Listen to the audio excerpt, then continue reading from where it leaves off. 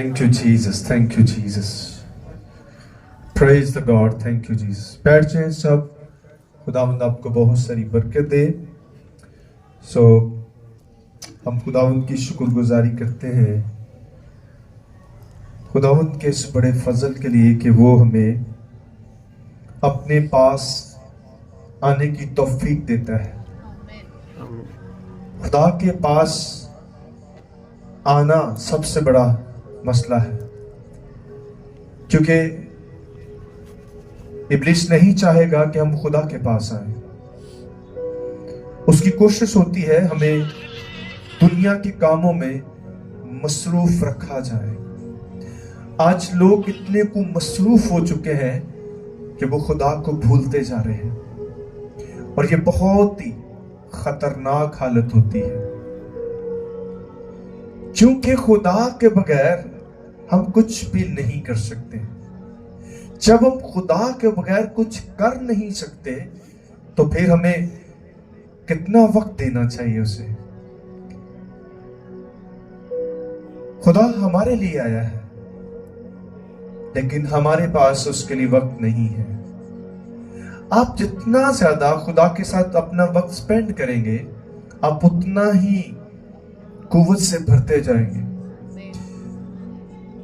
खुदा आपको पावरफुल बनाना चाहता है. वो कभी नहीं चाहेगा कि उसके मानने वाले, उसके फॉलोअर जो है वो पावरलेस हो जाए. इब्लीस जो है वो आपकी पावर को छीनना चाहता है, क्योंकि उसने बाग एदन में भी ऐसा ही किया. इंसान को गिरा कर उसके सारे इख्तियारात छीन लिए थे. वही इंसान जो हर चीज पर इख्तियार रखता था, जानदारों पर, जानवरों पर, हर चीज उनके ताबे की गई थी, और इब्लीस को ये पसंद नहीं था. और उसने अपनी उस मकारी की वजह से, अपनी चालाकी के जरिए से इंसान को फसलाकर, बहकाकर, गुमराह करके उसने उस इख्तियार को छीन लिया. बे इख्तियार इंसान कुछ नहीं कर सकता, लेकिन खुदा आपको अपना इख्तियार यानी अपनी अथॉरिटी देना चाहता है. लेकिन हम दुनिया की अथॉरिटी के नीचे रहना चाहते हैं. यीशु मसीह ने अपने शागिर्दों को कहा, मैं तुम्हें अपना इख्तियार देता हूं. आमीन. उन्होंने उस इख्तियार का भरपूर इस्तेमाल किया. जब आपके पास खुदा का इख्तियार है तो शैतान आपके इख्तियार में रहेगा. आप पूरी उनकी लाइफ को देख सकते हैं, उनकी सारी खिदमत को देखें शागिर्दों की. इब्लीस उनके सामने खड़ा नहीं हो सकता था. आज लोग खुदा के इख्तियार को लेना नहीं चाहते. जब आपके पास खुदा का इख्तियार होगा तो फिर आपके सामने कोई शरीरी ताकत जो है कुव्वत ठहर नहीं सकती. इस बात को समझे, इस बात पर गौर करें. क्या मेरे पास खुदा का इख्तियार है? और खुदा कैसे लोगों को इख्तियार देता है? जिनको वो चुन लेता है उन्हें इख्तियार भी देता है. आमीन. जब आपके पास खुदा का इख्तियार होगा तो फिर आप उस इख्तियार के वसीला से इंसानों को बचाएंगे. आमीन. उस इख्तियार के वसीला से उन रूहों को छुड़ाने की कोशिश करेंगे जो इब्लीस के हाथों में कैद है. शागिर्दों ने उस इख्तियार के वसीला से हजारों जिंदगियों को बचाया. आमीन. अब ये नहीं, लेकिन जो खुदा का इख्तियार है वो इंसान की जिंदगियों को बचाता है, इंसानों को बचाना चाहता है. लेकिन दुनिया का इख्तियार जो है वो इंसानों को मारना चाहता है.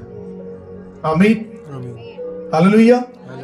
तो आज हमें इस बात पर गौर करना है. खुदा आपको इस रोज़ जमीन पर अपने जलाल के लिए इस्तेमाल करना चाहता है.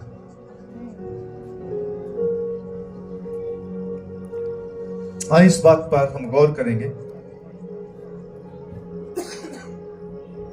ज़बूर 101 में से देखते हैं ज़बूर 101 उसकी 6 और 7वीं आयत मुकस्सा पर हम गौर करेंगे। आज का जो हमारा मज़मूर होगा, खुदा कैसे लोगों को पसंद करता है। खुदा कैसे लोगों को पसंद करता है। बाइबल इस बात को जाहिर करती है। एक कुचल मुचल नहीं चल सकता। कौम बनी इसराइल के साथ मिली जुड़ी भीड़ बीच में शामिल होगी, ऐसे नहीं हो सकता। हमें खुदा के पसंदीदा लोग बनना है। आप जितना ज्यादा खुदा के इख्तियार में रहेंगे, आप उतना ही उसके लायक काम करेंगे जो वो चाहता है। आइए इस बात पर गौर करते हैं। 6 आयत में, मुल्क के ईमानदारों पर मेरी निगाह होगी ताकि वो मेरे साथ रहें। जो कामिल राह पर चलता है वही मेरी खिदमत करेगा। दगाबाज मेरे घर में रहने ना पाएगा। द्रोगों को मेरे रूबरू कयाम ना होगा। कलाम अक़दस के पढ़े सुने जाने से हम सबों पर खुदा की बरकत हो, आमीन। खुदा दरअसल इंसानों के साथ रहना चाहता है। बाग़ अदन में खुदा हवा और आदम के साथ रहता था, उनके साथ रफ़ाकत करता था और खुश था इंसान के साथ रहकर। आज फिर खुदा वही हालत जो बाग़ अदन में बिगड़ चुकी थी, उसको बहाल करने के लिए उसने अपने बेटे को भेजा और उसने आकर उस गिरे हुए इंसान को, उस बिगड़ी हुई सूरत को जो गुनाह की हालत में थी, उसको फिर से खुदा ने अपने बेटे यीशु मसीह के वसीला से बहाल कर दिया है। अब आप जो उस पर ईमान रखते हो, आप बहाल कर दिए गए हो। अब जब आप बहाल कर दिए गए हैं तो फिर आपको जिसने बहाल किया है उसकी पैरवी करनी है, क्योंकि वो आप पर उसकी निगाह है। क्या लिखा है? मुल्क के ईमानदारों पर मेरी क्या है? आप और मैं खुदा की निगाह में है। आमीन। हम खुदा से छुप नहीं सकते। मुकद्दस दाऊद ने ज़बूर 139 में बयान किया है, मैं भाग कर या छुप कर कहां जाऊं। आसमाना ते जावा उत्थे भी खुदा तू है। पताल में चले जाऊं वहां भी तू है। पानियों में चले जाओ वहां भी तू है। हर जगह तू ही तू है। इसको मानना पड़ेगा। आप कहीं भी हो, खुदा आपके साथ है। आपको इस बात का एहसास होना चाहिए कि आपको ध्यानदार होना बहुत जरूरी है। खुदा ने क्या कहा? ताकि वो मेरे साथ रहे। कितने लोग खुदा के साथ रहना चाहते हैं? आमीन। कितना एजाज होगा कि आप खुदा के साथ रहें। खुदा आपको अपने साथ रखना चाहता है और खुदा साथ रखने वालों की पहचान भी बताता है, उनका तौर तरीका भी बयान करता है। हर कोई नहीं कह सकता मेरे नाल खुदा रहिंदा है, शराब गले बखी छपाई है तो मेरे नाल खुदा रहिंदा है। वो भी कहते कि खुदा मेरे नाल रहिंदा। ऐसे तो नहीं हो सकता। आपकी एक पहचान होनी चाहिए।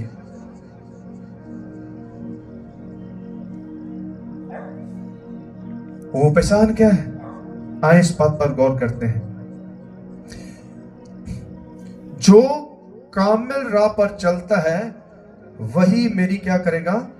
खिदमत करेगा। हर कोई नहीं कर सकता खिदमत, हर बंदा ही करना चाहता है।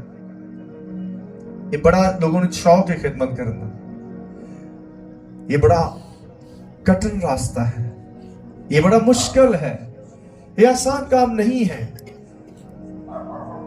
ये बड़ी मोहतात जिंदगी होती है। आपको बड़ा देखभाल कर अपने स्टेप लेने पड़ते हैं, अपने कदम करने पाते, क्योंकि बहुत सारे लोग तो आपको देख ही रहे, लेकिन खुदा आपको देख रहा है। आमीन। लोग तो देख ही रहे हैं, लेकिन खुदा भी आपको देख रहा है। और खुदा क्या कहता है? जो कामिल राह पर चलता है वही मेरी खिदमत करेगा। आप कहीं भी हो, अगर आप खुदा के साथ कामिल चलने का मतलब है खुदा के साथ चलने वाला। खुदा कामिल है, वो आपको भी कामिल करता है। वो पाक है, वो आपको भी पाक करेगा। एक पाक और नापाक में फर्क नजर आएगा। पाक के काम और होंगे, नापाक के काम और होंगे। ये फर्क नजर आना चाहिए। यीशु मसीह ने कहा दरख्त अपने फलों से पहचाना जाएगा। आगे देखें अगली आयत क्या कहती है। वो फॉल्ट क्या है, वो नुक्स क्या है, उन पर गौर करें। दगाबाज मेरे घर में रहने ना पाएगा। इसका मतलब क्या है? दगाबाज का मतलब क्या है? मैं जब इसको देख रहा था तो इसका मतलब मकार लोग, मकारी करने वाले, कहते कुछ थे करते कुछ। फकीर फरीसी भी ऐसे ही थे, वो मकार थे। कहना कुछ तो करना कुछ। लफ्जों पर गौर करें। मकार और धोखा देने वाले, धोखेबाज, फरेबी लोग, ऐसे लोग खुदा की खिदमत नहीं करेंगे, भाग जाएंगे, खुदा इन्हें भगा देगा। आपको अपनी खिदमत पर गौर रखना है। क्या मैं दगाबाज तो नहीं, मैं कोई दगा तो नहीं कर रहा, दात नहीं ला रहा, मैं कोई अपना पर्सनल इंटरेस्ट तो नहीं कर रहा। खुदा को ऐसे लोग पसंद नहीं जो पर्सनल इंटरेस्ट के साथ या जाती मफाद के लिए काम कर रहे हैं। आज बहुत सारे लोग जो हैं, एक पहचान आपको कलाम देता है। क्या हम रूहों को बचाने की खिदमत कर रहे हैं या दौलत कमाने की खिदमत कर रहे हैं? ये चीज, दोनों चीजों का पता चलता है। रूहें बचाने वाले लोग जो हैं वो सादा लोग होंगे, उनकी पहचान होगी, उनके अंदर मोहब्बत होगी, रहम दिल होंगे, हलीम और फरोतन होंगे, उनके पास हमेशा सुलह होगी, उनके पास हमेशा माफी का दर्श होगा। आमीन। लेकिन जो दौलत की खिदमत कर रहे हैं, दौलत मिल सकती है आपको, झूठ बोल कर दौलत मिल सकती है, लेकिन मैं संडे को बाद में मेरे बाद ज़हन में चीजें आई, खुदा को कभी आप दा नहीं लगा सकते। खुदा दा पैसा कोई खा नहीं सकता, वो नस्लों चो इन्हें कढ़ाना है। अब बाइबल कह रही है, इसकी किताब च पढ़ो। वो समझते शायद खुदा दी इंसान च कोई फर्क ही कोई नहीं, कर लो जो कर सकते। नो नो, खुदा आपको वक्त दे रहा है कि आप बदल जाओ। जब नहीं बदलेंगे तो हिसाब तो फिर देना ही होगा। आमीन। खुदा कहता है जिसको थोड़ा दिया गया उससे थोड़ा हिसाब लिया जाएगा, जिसको ज्यादा दिया गया उससे ज्यादा हिसाब भी लेना होगा। ये खुदा का फैसला, इसलिए हमें इस बात पर गौर करना है। दूसरी बात क्या है? द्रोगो मेरे रूबरू कयाम ना होगी। द्रोगो का मतलब क्या है? झूठ बोलने वाले, झूठ बोलने वाले। ऐसे लोग भी खुदा कहता है मेरे सामने वो कयाम नहीं कर सकते। आमीन। इमसाल उसका 11वां बाब उसकी 20वीं आयत में लिखा है, कज दिलों से खुदावंद को क्या है? नफरत है, लेकिन कामल रफ्तार उसकी खुशनुदी है। आमीन। आपको लोगों को नहीं दिखाना, आपको खुदा को दिखाना है। समटाइम हम लोगों को दिखाने के लिए खुदा से दूर हो जाते हैं। दुनिया आपको देखकर कभी खुश नहीं हो सकती, लोग कभी भी आपको अंडरस्टैंड नहीं करेंगे, लेकिन खुदा आपको अंडरस्टैंड करता है।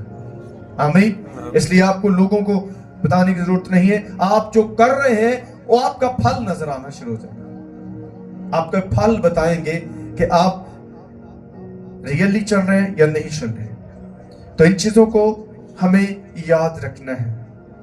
हम अगर खुदा का काम कर रहे हैं तो फिर हम बड़े मुताद हो जाए, हमारे अंदर रियलिटी होनी चाहिए। इब्साल उसका 28वां बाब उसकी 20वीं आयत को पढ़ते हैं, त्यानतदार आदमी बरकतों से ममूर होगा। सारे बोले त्यानतदार ईमानदार आदमी आदमी बरकतों से बरकतों से ममूर होगा, ममूर होगा, लेकिन लेकिन जो दौलतमंद होने के लिए दौलतमंद होने के लिए जल्दी करता है जल्दी करता है बेसजा ना छूटेगा। बेसजा न छूटेगा। आमीन। आमीन। हम दौलत को हासिल करने के लिए दयानतदारी छोड़ देते हैं।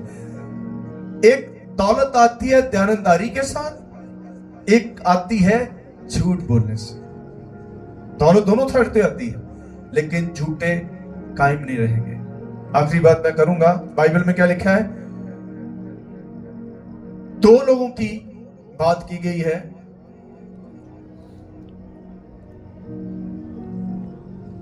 एक अक्लमंद था और एक क्या था? बेवकूफ था। अक्लमंद ने अपना घर चट्टान पर बनाया और बेवकूफ ने क्या किया? रेत पर, यानी उसकी बेस, उसकी बुनियाद रेत पर थी। घर दोनों ही बनेंगे, घर दोनों ही बनेंगे, लेकिन एक घर जो है वो कभी भी गिर सकता है। अब आपको इस बात पर गौर करना है कि मैं अपना घर, यानी आप मेरी जिंदगी जो है, जो मैं कुछ कर रहा हूं, उसकी बुनियाद चट्टान पर है या फिर रेत पर। बांध दोनों ही घर जाने हैं, लेकिन एक जो है जब मसाइल आएंगे, आंधियां आएंगी, वो कायम रहेंगे। लेकिन जिसकी बुनियाद ही रेत पर है, झूठ पर है, वो क्या करेगा? गिर जाएगा। आमीन। तो इस बात को याद रखें, थोड़ा करो, सुथरा करो, क्योंकि जो कुछ आप कर रहे हैं आपकी नस्लों को भुगतना पड़ेगा। आमीन। काली ना करो, क्या कहते हैं? जल्दी ना करो। रातों रात दौलत इकट्ठी करने दे चक्कर च ना पाओ, फिर तुसी खुदा तो दूर चले जाओगे। मिल तो जाएगी दौलत, लेकिन खुदा से आप कट जाओगे। जब आप खुदा से कट जाओगे तो फिर हर चीज खतरे में है, वो किसी वक्त भी आपसे ली जाएगी। लेकिन दयानतदारी का कमाया हुआ जो खुदा देता है, उसको कोई छीन नहीं सकता। खुदा उसको, शैतान को छीनने नहीं देगा, वो आपकी नस्लों तक चलता रहेगा। आमीन। हालेलुया। इसलिए हमें दयानतदार होना बहुत जरूरी। और ये दयानतदारी आप अपने स्कूल में बरतें, अपने कॉलेज जाते हैं, अपने दोस्तों के साथ, अपने पड़ोसियों के साथ। इसका अजर क्या है? खुदा आपको पसंद करता है। आमीन। खुदा आपको पसंद करता है। जब खुदा आपको पसंद करता है, अगर कोई नहीं भी करता तो नो प्रॉब्लम, आप अपनी दयानतदारी को ना छोड़ें। मक्खन मलाइयां नहीं लाउनियां, कोई जरूरत नहीं मक्खन मलाइयां लाउन दी। जब खुदा हमें पसंद करता है तो नो प्रॉब्लम। आए दुआ करते हैं, अपनी आंखों को बंद करेंगे, सर को झुकाएंगे।